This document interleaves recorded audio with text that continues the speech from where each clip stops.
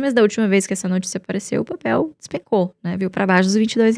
Tem sempre aquele medo, aquela insegurança dos investidores em relação à alavancagem, por exemplo, da Taesa, da TRPL. Na Isacetep tem também aquela questão que ainda paira sobre a posição. Então a gente tem ainda grandes oportunidades aí no setor de transmissão.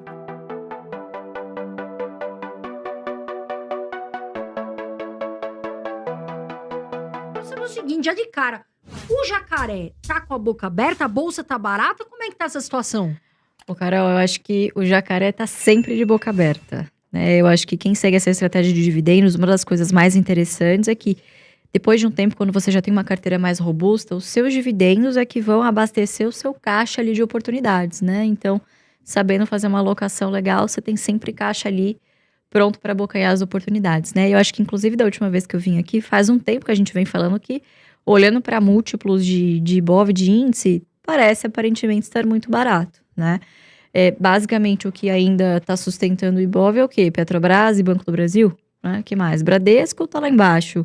Vale também tem sofrendo aí nas últimas semanas com algumas oscilações aí, principalmente interferências políticas no futuro da sucessão aí do CEO, né?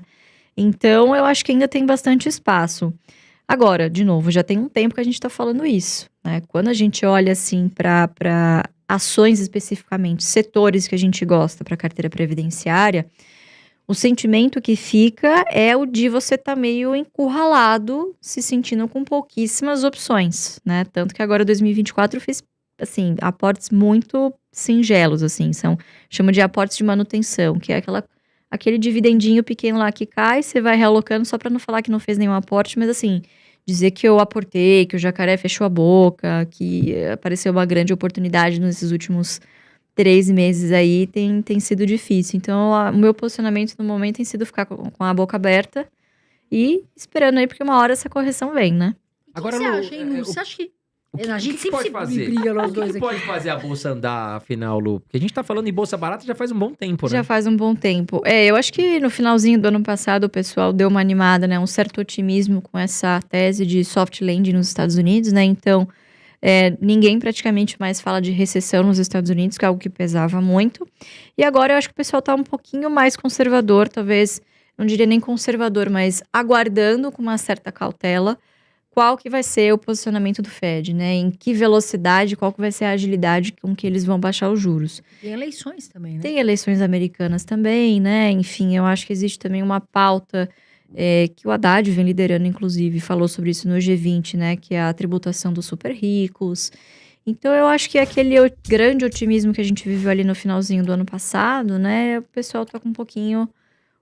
tirou um pouco o pé do acelerador esperando para ver o que vai acontecer, né? Então, eu acho que o grande gatilho, o grande trigger aí, como gostam de dizer os analistas, né? É justamente taxa de juros americanas, né? Agora, Lu, me fala uma coisa, porque assim, a gente sabe que não dá pra falar de dividendos do passado, não dá pra gente prever futuro, né? Sim. Mas pra esse ano, quais empresas você acha que, falando em dividendos, tem uma boa expectativa? Carol, assim, dificilmente a gente foge muito das empresas do BEST, né? Pra quem tá assistindo e não sabe, BEST é bancos, energia, seguros, saneamento e telecom. Talvez saneamento seja uma que este ano não surpreenda muito em dividendos, né? A principal listada, que é a Sabesp, está passando por um grande momento agora, que é o processo de privatização. Então, acho que, de fato, dividendos não é a prioridade agora da Sabesp, falando especificamente, né? Então, assim, dificilmente a gente vai fugir das empresas que não estejam nesses setores, né?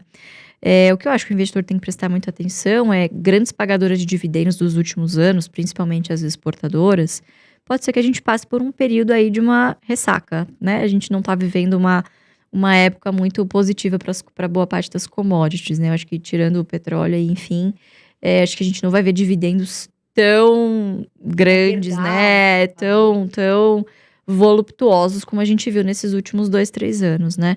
Então, assim, a gente prefere empresas que não deem essas grandes porradas, esses grandes picos, mas que em momentos como esses, de um pouquinho mais de incerteza, você sabe ali que vai ter pelo menos o dividendo mínimo obrigatório, né? A gente sempre busca ao mínimo 6% ao ano em dividendos, então sempre buscando dentro desses setores as melhores possibilidades aí.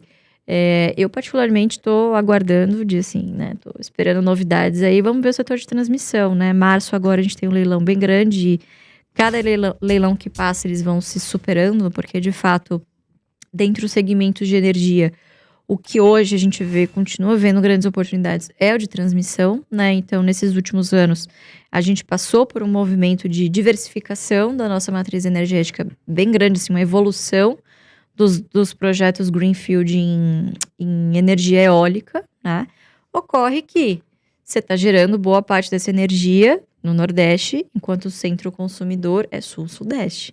Então, você precisa, de alguma maneira, transmitir, ou seja, transportar do ponto A para o ponto B, né? Então, a gente tem ainda grandes oportunidades aí no setor de transmissão. Vamos acompanhar o leilão aí, né? E sempre tem algumas outras notícias que podem, que sempre permeiam esse tipo de ação, né? Que, assim, não são notícias novas, mas são velhas notícias, né? Que acabam sempre ressurgindo.